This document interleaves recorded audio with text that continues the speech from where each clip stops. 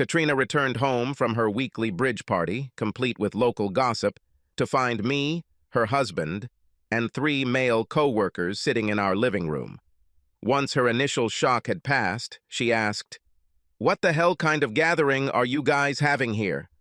"This is the night when you will get what you have long dreamed of," I said solemnly. "After months of you nagging me about how lousy I was in every way and how much better people in your office were than me, I found the best solution. If only I had any man instead of you." You repeated this phrase over and over again, so I decided to do something about it. The main reason I haven't divorced you yet is because of the amount of money I would lose if I did. After the divorce, my lifestyle would have deteriorated greatly. The men in the living room were silent for now, as was Katrina, who froze on the threshold of the room, trying to figure out what was happening. So, I finally came up with a solution that would suit both of us.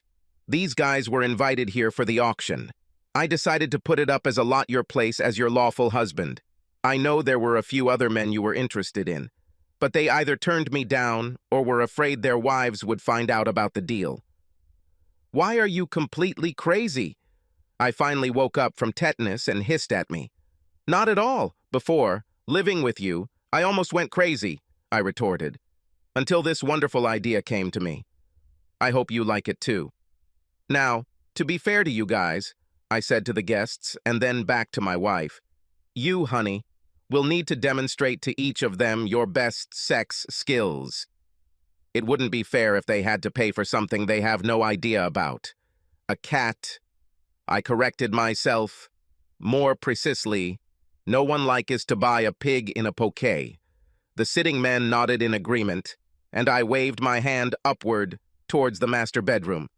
I prepared spare sheets, wet wipes, a couple of tubes of lubricant, and, of course, a pack of condoms in our bedroom. You, gentlemen, will draw straws to determine who will go test it first. Katrina stared at the men sitting on the sofa. They all seemed to give her the same lustful look she was used to when they approached her desk in the office to flirt. "Wait a minute, guys. Do you really think he can auction me off?" she said indignantly, placing her hands on her hips. I interrupted her by raising my index finger. "Stop, stop. I'm not selling you directly. I sell own place as your husband. They," I shook my head towards the inspired guests, "should take my rightful place in all household affairs, including in the sexual satisfaction of you, dear wife. According to you, any of them could do it go-o or razdo better than me without even trying too hard." "Well, today is the night ahead when we will find out." The guys looked at each other with smiles of enthusiasm, while Katrina tried to digest the news she had heard. "So, Katrina, you have a choice. You can also participate in the auction and place your bid. If you win, you can choose the man you want or have none of them. I will take the amount of your winnings, subtract it from your half of our assets, and combine it with my half. Well, then, I will rid you of my suffocating presence and go explore unknown worlds.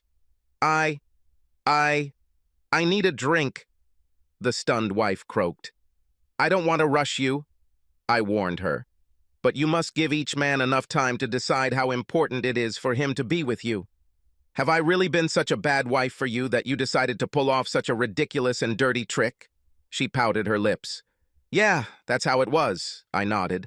"My next option was to just walk away from you and let you pay for the divorce. Now let me run through a hit parade of examples of your disrespectful attitude towards me."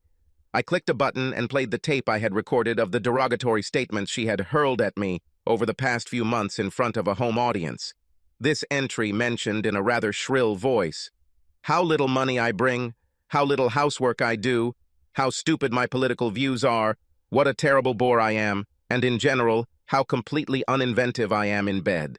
Towards the end of the tape, with her irritated revelations, she burst into tears. "So, gentlemen, I leave it up to you. You listened to this lady's opinion about me. Question for you. Should I stay married to this woman?" One by one, they said, "Nah, dude," or "Hell no," after which they would get up and leave. The offer to take my place as her husband somehow no longer seemed so attractive to them.